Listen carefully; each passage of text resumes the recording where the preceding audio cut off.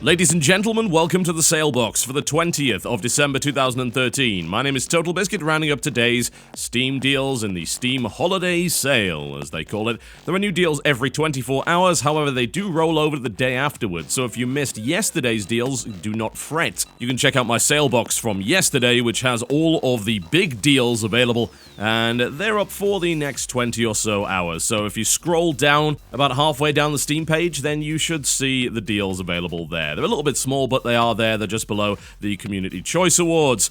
Alright, let's kick it off, shall we, with Train Simulator 2014. You gotta be kidding me, right? 82% off, $9.89, €7.55, and £6.29. As always, Australian prices are the same as US unless otherwise stated.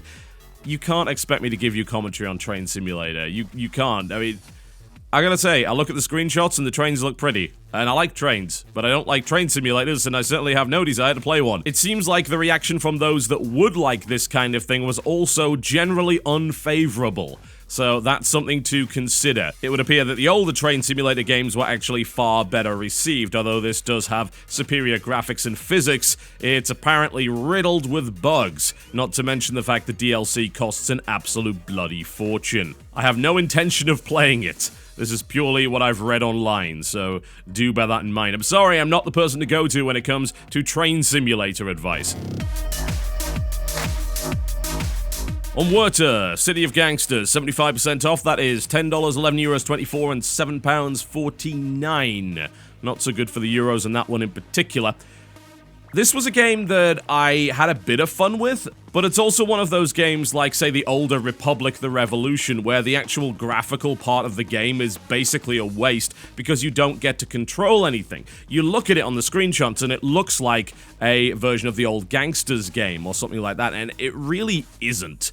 It's actually a set of menus, and you send out your guys to do various things, but then you have no control of them outside of these combat areas, which are actually completely different maps. So the game is a combination of menu management and then an XCOM-like tactical battle component, which actually was reasonably fun. I actually quite enjoyed the combat, but every now and then it got a little bit awkward, particularly when there were a lot of enemies. You could be very easily just outnumbered, and then they'd run at you through hails of bullets and beat you to death with baseball bats, which was a little bit silly. I'd also say that the tutorial of that game is far too bloody long, so there are a lot of problems with it. It did recently release a rather large expansion, but I have not had the chance to play it yet. So, as good as the subject matter is, it's got great music, pretty decent voice acting, although a little bit cliched at times, and a reasonable combat model. I would say that this is not a game you should be jumping right at, especially if you are expecting a really good RTS. It's actually more of an economic simulation, but unfortunately it's not a particularly complicated one and lacks the depth in that regard. So, pretty average, frankly. Unless you are particularly interested in the subject matter, it's something that you may wish to avoid. Fez, 75% off, that is $2.50, €2.50, and £1.74. This is a puzzle platformer whereby the gimmick, or at least the advertised gimmick, is the ability to rotate the world. So it's this 2D plane that also happens to be on a 3D plane. It's saying, well, you know this 2D plane, what would happen if you actually turned it sideways? It's a pretty interesting gimmick, and it's very, very good at what it does, with a fantastic soundtrack and also a very intriguing mythos that is very cleverly hidden within the game. It is a smart game. It is a game that I personally hate, but that is because I don't like puzzle platformers.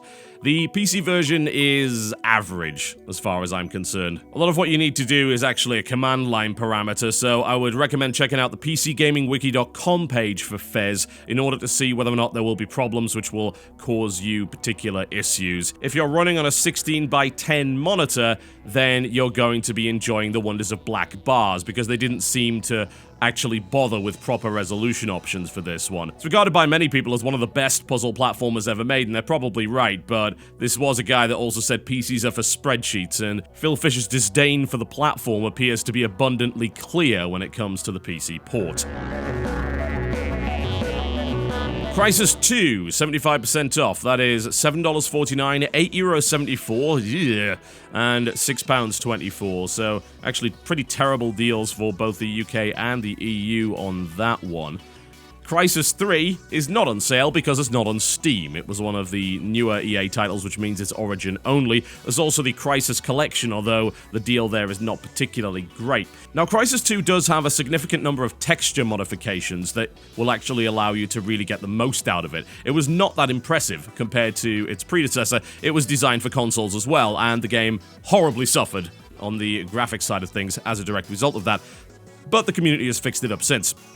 Thing is, Crysis 2 is, in my opinion, the worst of the series. Crysis 3, I think, does a better job than Crysis 2 when it comes to the spectacle, the set pieces, and in just giving you these fairly large areas to wander around and be stealthy and evil in, which is quite nice. Crysis 2 is somewhat more linear. It's one of those more open linear ideas where it's not really a corridor shooter, but it does still have corridors, and the corridors are very large streets. So you have a couple of different ways to figure out how to get past stuff. Cloak is ridiculously overpowered in that game, so you can just stealth past everything if you happen to have the patience for it. But it's still a pretty solid shooter. The thing is, the multiplayer is basically dead, so there's no point in buying it for that. And if you've never played Crysis, you're probably better off playing the original and getting a bunch of the graphics mods. There's also some pretty insane modifications available to that game in the multiplayer, which actually include the MechWarrior Living Legends mod, which is absolutely fantastic. Although I believe you can actually play that for free, because it's based off Crysis Wars, the multiplayer component, which was released as a free download. Crysis is more like Far Cry 3 in the sense of its open-worldy nature. In fact, it's more like the original Far Cry. I mean, it's the same developer. It's to be expected there. And Crysis 2 is a somewhat more interesting Call of Duty, let's be honest. It's not completely on rails in the way that a lot of the COD games are, but it certainly does limit your motion quite a lot, and you will be finding yourself funneled down the same corridors over and over again. So, honestly, if I was going to buy any Crysis game, I'd buy the original Crysis, mod that thing up, and go to town, because there's a lot of enjoyment to be had there, and plenty of open-world madness. But each of the Crysis games has its own problems. Crysis 1 in particular gets pretty bad once the aliens are introduced. It certainly becomes a worse game after that. Crytek never really managed to nail it completely, even if Crysis 3 was a pretty good game. Nether, 40% off, that's $12, €11.39 and $8.99. Gotta say, the screenshots made me curious about this game. However, it's in early access, and it appears to basically be a hybrid of a Stalker-esque world and DayZ, which is fairly interesting. That seems like a good idea. However, there's a metric ton of these games out right now, or at least almost out. They're all in bloody early access for the most part. The only one that isn't is actually Warzy, aka Infestation Survivor Stories, which is just a horrible game anyway. Everyone's trying to cash in on this particular trend. DayZ, the early alpha version, which is nowhere near finished, is currently at the top of the Steam sellers list. During a sale, and it's not discounted. It's actually getting a little bit silly. I could go on a rampage about early access games and just how willing gamers seem to be to throw all their money at something which isn't even close to being finished, but that would be another video for another time. Early impressions of Nether from most people seem to be particularly poor, but let's be frank, what's the point in even assessing it? It isn't done yet. It's not even close to being done yet. It could suck now, it could get way better later, or vice versa. A lot of these games in this same kind of multiplayer survival genre are coming out on early access, and they're all bloody messes. So I will give you my usual caveat. Why on earth would you buy an early access game when there's plenty of finished, proven products out available for you to buy dirt cheap right now? Why would you do that? It's a great question, isn't it? I think you've really got to be a genre enthusiast to consider that kind of stuff, and beware, because there are plenty of companies looking to exploit your enthusiasm for that genre. Do not be taken in. Shogun 2, 75% off, that is $7.49, €7.49, £6.24 and $9.99 in Australia. This also applies to the standalone Fall of the Samurai, although it's not actually listed on the Shogun 2 page. You can buy it as part of a Total War collection, but it's not actually on the main page. Considering the absolute mess that Rome Total War 2 currently is, Shogun 2 is really your best option in my opinion if you wish to experience one of the more modern Total War games. Napoleon and Empire were not particularly well received, and let's be honest, they did pick rather boring eras of history to do the whole Total War battle thing. Shogun, on the other hand, is a fantastic era of history, and while the game was still buggy a while ago, it has, for the most part, been sorted out. I feel it's the best option at the moment. Fall of the Samurai is something I'm a little bit leery of. It's a very interesting period of history once again, but we are talking about a game where guns are very prolific, which means that if you're looking for melee combat, you may find difficulty in doing so. It's not that you can't play a melee or, say, archer-focused faction in that game and be successful, but there is a certain dominance when it comes to the use of firearms and gunpowder weaponry, whereas they were not ridiculously dominant in Shogun 2. My experience there was that they were actually quite nicely balanced. I would use gunpowder weaponry, but I would also be using the more traditional units because gunpowder was potentially unreliable. Shogun 2 is probably my favorite of the Total Wars outside of medieval Total War 2. Unfortunately, these games have been published by Sega for the longest time, so I would not expect a video of any Total War game until that issue is resolved, but Shogun 2 is a damn good game, and that's a pretty good price for it. Chivalry Medieval Warfare, 75% off. That is $6.24, €5.74 in Tier 1, $4.49 in Tier 2, and £4.74. I still believe this is better than the expansion they brought out, and that's weird for me to say considering I recently did a promo deal with them for that. The thing about those promo deals is that we play, and of course we have a good time, because we're cutting down our friends, but I am still of the opinion that the original game is a better one, and the reason I believe that is because of the objective mode. Now, some people may disagree with me on this, and they're totally fine with the multi-team deathmatch and the FFA stuff, as well as the dueling mode that is available in Deadliest Warrior, which is 33% off, by the way, but I feel the objective-based mode in Medieval Warfare is what really makes that game shine when it comes to the team-based stuff. It reminds me of a medieval version of Wolfenstein Enemy Territory, or indeed Quake Wars, and it works really well. It's a set of objectives that changes depending on which map you're on, and there's a chain of them as well. They're all nicely themed. I love the way that they involve things like slaughter the royal family, or poison the village's water supply, burn these barns to the ground. It's a suitably brutal game, and it's a very enjoyable melee experience in first person as well. Anyone that plays in third person is a weak manlet. That is a fact. So Chivalry's great fun. It's also on sale like every single time they have one of these events, so you've probably got it already, but I still think it's one of the best, if not the best, melee multiplayer game that is currently available. Final Fantasy VII, 66% off. Yeah, no, I'm deadly serious. We're not actually back in the 1990s. $4.03, €4.41.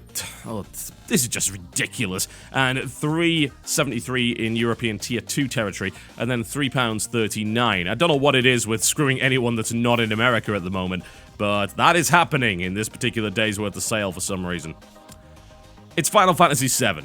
It works on modern operating systems, which is in itself an achievement. They did do a few things to make it better. It's got achievements. It's got cloud saves. Yeah, that's a nice little pun there. It also has the ability to cheat, which is really, really strange. And it runs on the latest hardware, which is nice. But they didn't really do much to improve anything else. So you're going to be having the original Final Fantasy VII experience in all of its glory with its low-fidelity music and its rather outdated PlayStation 1 graphics. As nice as the art style is, just bear all of those things in mind. It is considered by many people to be an absolute classic, but it is severely lacking in PC-specific options. It doesn't even have a proper widescreen mode. It just stretches it all over, because of course it was a 4x3 game. It's an old title. Lacking a lot of that. Even basic options like AF and anti-aliasing, not available there. VSync, not available either. So these are the kind of things that you might need to have a look at. Just as a warning as well, you need a Square Enix account with online activation in order to make the thing work. So if you're averse to that kind of thing, just consider that. There are some mods you can get which will improve things like texture quality, but it's still a very, very old title. A classic it may be, but outdated it also most assuredly is. And basically this version is little more than a GOG-style compatibility update, which for some people will not be all that they're looking for. Maybe they were hoping for an HD version. Well, that's not what this is, so if you're gonna buy into it, just make sure you know exactly what you're doing. that leads us to our deal of the day, which has got to be Far Cry 3. 75% off, that is $7.49, €7.49, £4.99, so reasonable in the UK at least, and then $8.73 in Australia. This was one of my favorite games of 2012. I think it was a lot of people's, honestly. It was really, really good at what it did. It was an open-world adventure. It still is an open-world adventure. And it has a fairly functional stealth system as well as an awful lot of guns and a really enjoyable first-person component. It is an FPS for the most part. It just also happens to be an open-world game. So there's plenty of driving, plenty of boats, plenty of hang gliding if you can find the bloody things, and also being ambushed by alligators as you decide to hang around near the river.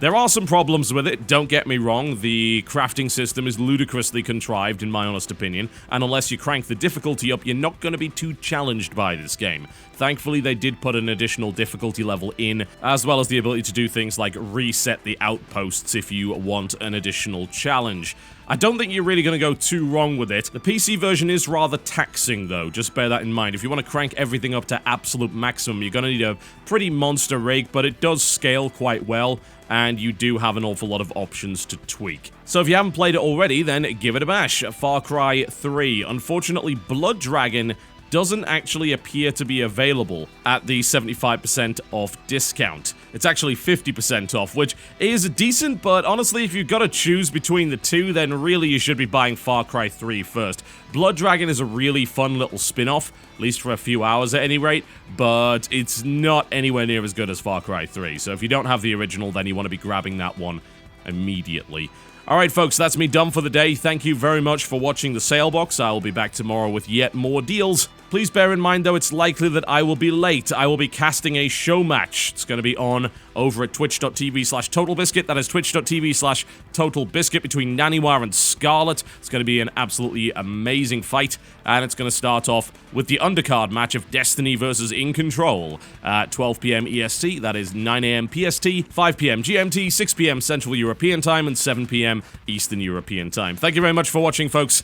I'll see you next time.